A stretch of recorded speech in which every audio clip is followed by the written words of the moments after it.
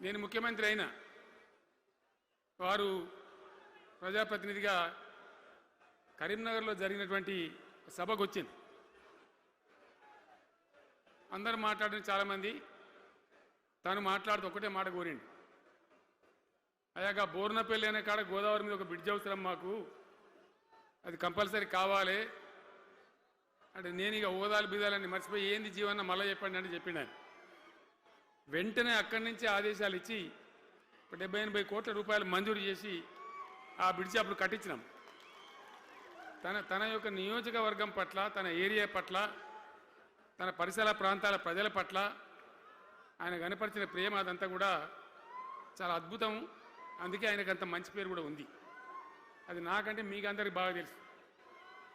ఈ మధ్య వీళ్ళందరూ తయారైంది కదా, ఎవరు అంటే సర్వేలు చేసి ఇస్తారు. జీవన్ రెడ్డి గారు బీఆర్ఎస్లో చేరితే ఎట్లా ఉంటుంది ఏం కథ అని ఒక 2-3 వచ్చి సర్వేలు చేసింది. మీ నియోజకవర్గం కాదు, మీ నియోజకవర్గంలో ఆడం బాంబే పేలిపోయింది, దానిలో మాటనే లేదు. అసలు జగిత్యాల నియోజకవర్గం గురించి చర్చ లేదు.